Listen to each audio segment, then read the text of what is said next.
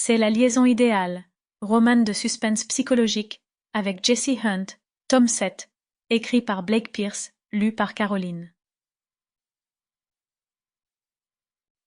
Chapitre 1er. Des coups de feu retentirent, tirant brusquement Jessie de son sommeil. À moitié réveillée, elle sortit de son lit, saisit son arme sur la table de chevet, et se précipita vers la porte de la chambre.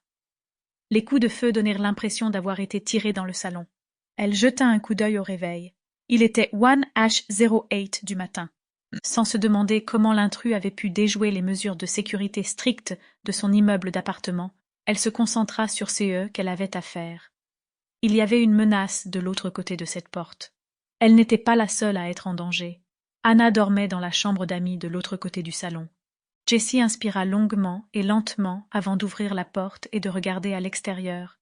Elle vit une lueur faible dans la pièce, puis une deuxième volée de tirs la força à se retrancher derrière le mur. Est-ce que l'attaquant l'avait vue? Alors qu'elle se préparait à entrer dans le salon en rampant, elle entendit une voix. « Tu es encerclé, Johnny. Sors les mains en l'air », ordonna une voix mâle sévère. Soudain, on entendit une musique de film menaçante. « Vous ne mourrez pas vivant !» cria quelqu'un, avec un accent qui évoquait distinctement un gangster. Jessie s'autorisa à respirer normalement pour la première fois en 30 secondes. Baissant son arme, elle se releva et entra dans le salon, où elle vit la télévision allumée. La chaîne en question diffusait un vieux film de gangster en noir et blanc. Jessie saisit la télécommande sur la table basse et éteignit la télévision. Le cœur battant encore la chamade, elle traversa le salon en évitant les vêtements, les chaussures et les magazines éparpillés par terre, puis elle arriva à la porte ouverte de la chambre de Hannah. Elle y passa la tête et vit sa demi-sœur de 17 ans, Hannah Dorsey, blottie sur le lit, endormie. La jeune fille avait repoussé les couvertures à coups de pied et frissonnait légèrement en se serrant dans ses propres bras.